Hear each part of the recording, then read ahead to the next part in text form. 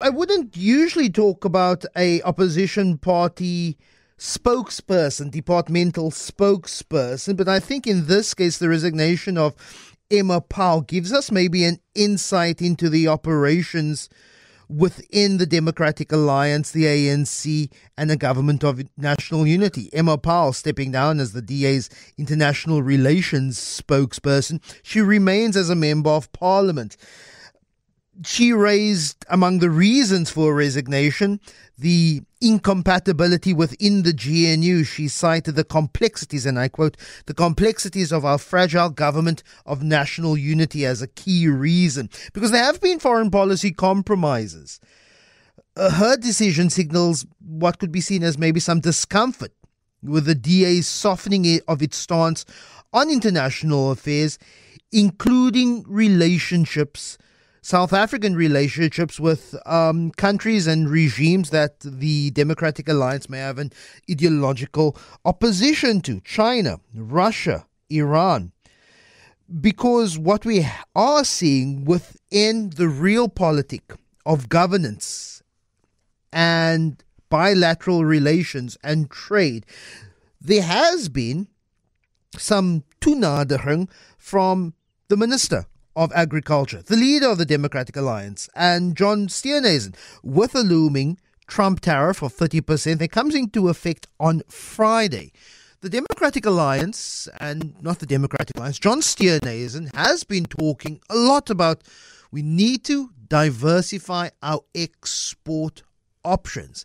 And it could be Iran, it could be China, where John Steenhuisen is heralding China buying all our avocados, our macadamias. He wants to sell them vats of South African acha. So is there some incongruency between a DA ideological position, party position, and maybe the real politic of being in government? Ghaleb Cachalia is a former DA MP, joins me now. Good morning, Ghaleb. Really appreciate your time. Is Emma Powell's resignation a red flag for DA, ANC, GNU unity? Is a departure somewhat suggesting there may be some discomfort with the DA's current foreign policy and the compromises it has had to make with an ANC leadership in a coalition government? Well, you see, this GNU is an odd beast. Now, you have within the GNU ministers from other parties. Large number, relatively, of ministers from the DA who go about their business and form part of the cabinet. All ministers are responsible for overseeing their respective government departments, but they are accountable to the National Assembly for their actions and their departments. However, according to the Constitution, the President is ultimately responsible for foreign policy and international relations in South Africa. And the Minister of International Relations is entrusted with the formulation and the promotion and execution of the conduct of the foreign policy, just as John Steenhuisen is responsible for agriculture and avocados and achar. Now, when a party who is part of the GNU and also in opposition oversteps the mark and doesn't only respond in Parliament as is his prerogative and his duty, but goes overseas across its lane and interferes in the tricky and choppy waters of foreign affairs, delicate waters currently with the United States, then we have a very difficult position. So are you suggesting that her resignation may be even related to the dismissing of the former Trade and Competition Deputy Minister Andrew Whitfield, who was part of that DA delegation who went to Washington? Well, yes, connect the dots. I mean, I was present in the DA when we were in opposition.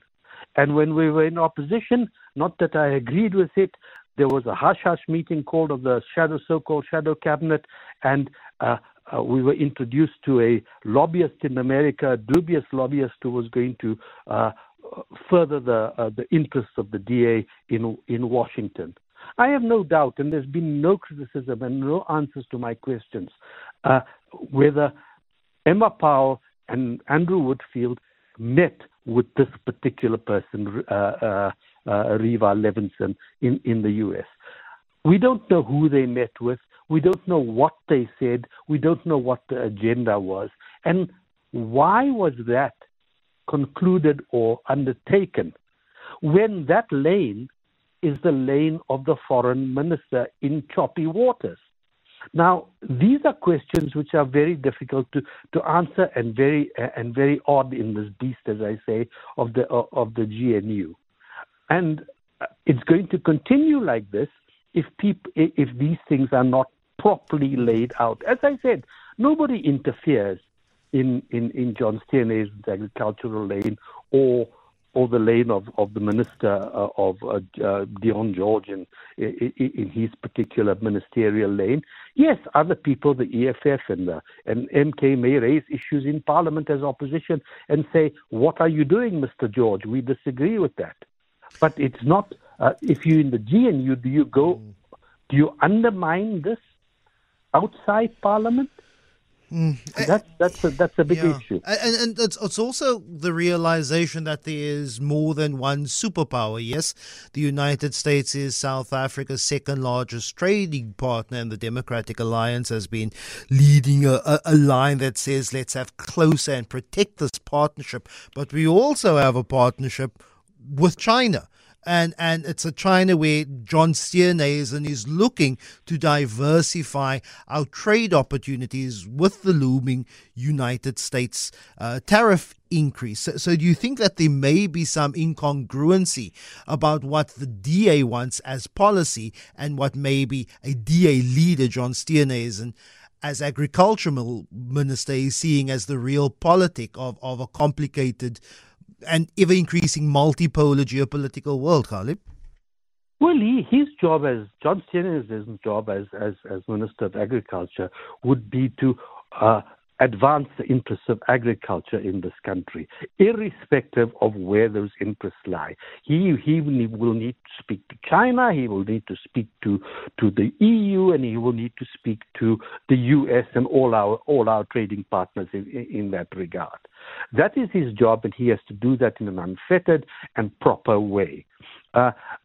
He has no other job apart from advancing the interests of agriculture in this country. Yes, he has a job as leader of the DA, and that's where the complexity comes about, because he appointed people to advise the DA in Washington, and it is my assertion that Emma and Powell and Andrew Whitfield went to meet with those amongst others.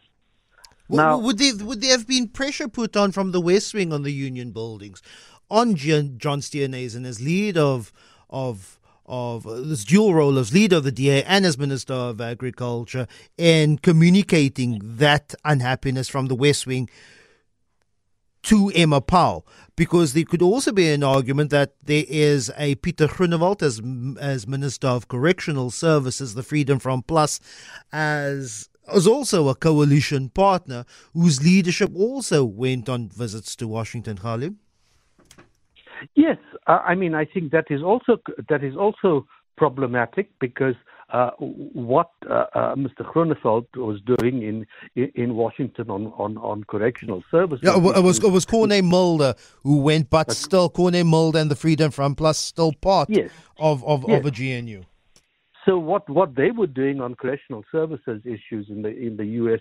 is also reasonably complicated, particularly given the stance of organizations like AfriForum and the like, who are particularly close to the Freedom Front Plus, and who have taken particular stances vis-a-vis international relations and the impact of that concerning farmers and murders and the like in this country. Now that is their prerogative. They are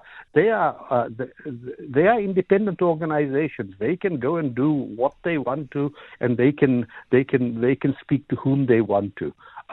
And they will be held to account in terms of the veracity of their input or what they've done. But correctional service is not necessarily part of a key economic infrastructure of South Africa as compared to agriculture. Ghaleb Cachalia, really appreciate your time and your insight. Thank you so much.